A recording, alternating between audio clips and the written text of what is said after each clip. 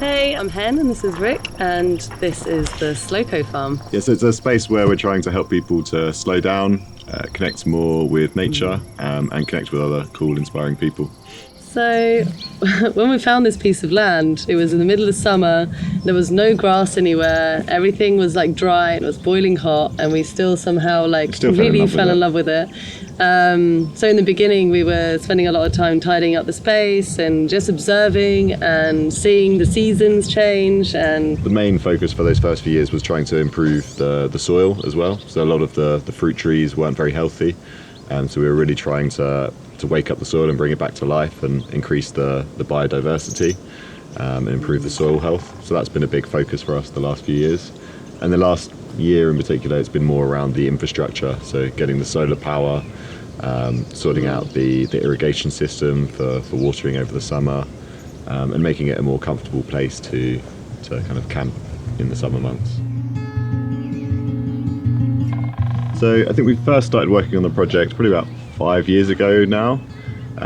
Is when we really wanted to focus on slowing down, because we'd come from very busy burnout cultures of work, and so we wanted to focus a bit more on supporting our own mental health, but also on creativity. We find that when we get out of our kind of normal busy day-to-day life and get out in nature, we are a lot more creative, have better ideas, make better decisions, and really kind of focus on what's really important. Yeah, we wanted to create a space that has that mix between kind of holistic well-being and working. Why do you have to have a retreat to chill and then an office to work? Can you create a space that has a bit of both kind of vibes? Also creating a space for more like creative events, so particularly around music, arts, and well-being. So we've been doing a few kind of art and well-being retreats here. We plan to do a few kind of musical gatherings in the springtime as well. So that's the big focus, is a natural space that people can connect and escape the city.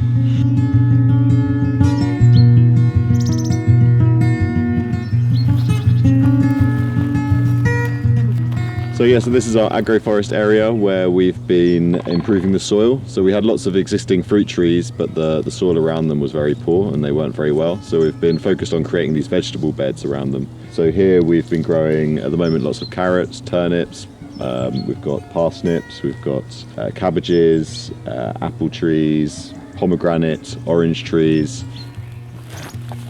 So these are our grapevines. We've been building this arch. We want to try and continue this the whole way along and create like a tunnel. So this is a really nice shaded tunnel in the summer.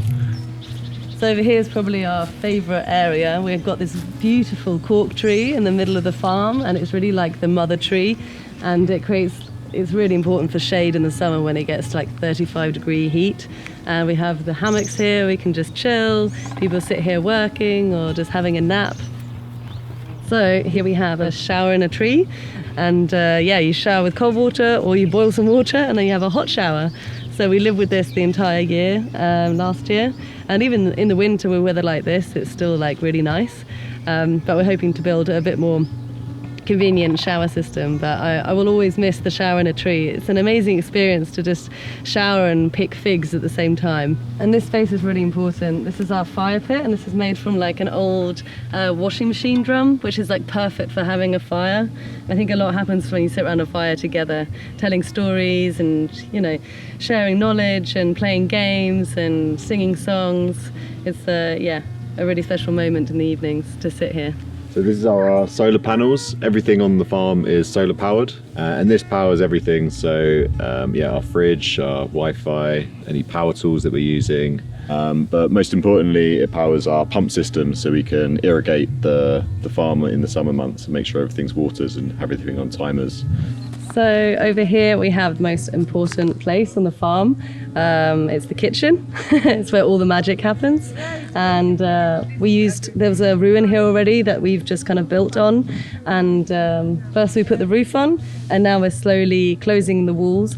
And it's most of it is made out of reclaimed material. Like the windows are from the next door neighbour. They're just old wooden windows that we restored, and all the offcuts from like the roof we've used to like close up the sides, and we've built our own kind of sliding doors on the side as well, which we can remove in the summer. And in the next few months we're going to finish this, and hopefully it'll be a beautiful space that will inspire lots of tasty food.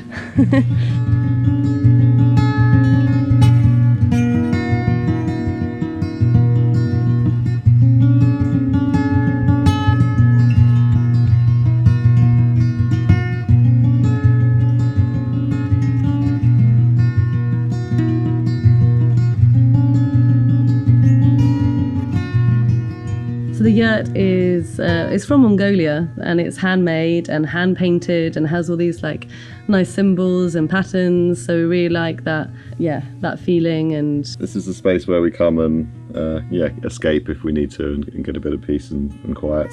Yeah, building the yurt was probably the thing that made the biggest change of our experience of the farm, from living in a pop-up tent. But having this like round room, it really it's like being cocooned. It's a really beautiful space, and the acoustics is lovely. Yeah, really good for sound. One of the big passions that we have here is music, both kind of hosting music gatherings where we can get together and dance, but I also play music as well. So we're looking forward to having some more kind of smaller gatherings and parties here.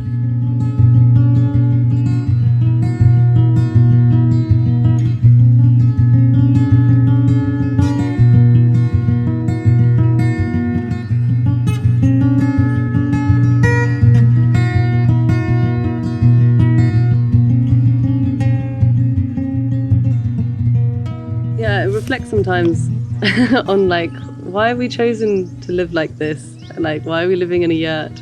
Well, there's so many other ways of doing this kind of project. And I think I have a real fascination in living like simply and seeing what you can kind of create with like minimal resources.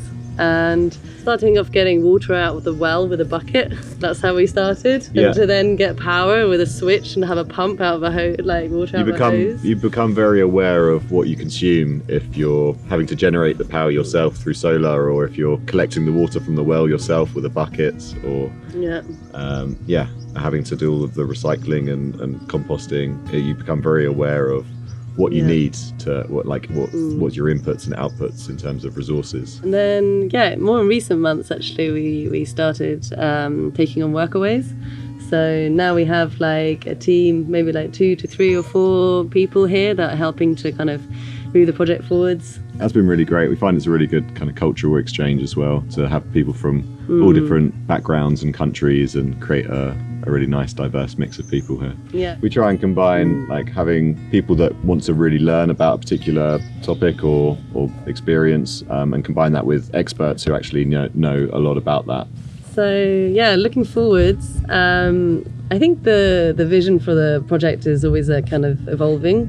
There's kind of 2 sides of it. There's we need kind of help setting up the space and getting it ready to facilitate and host. And then on the other side is actual people that want to use the space. So if people want to host a retreat here, or to maybe run an event around music or art or well-being, then we're very open to collaborating on those kind of ideas.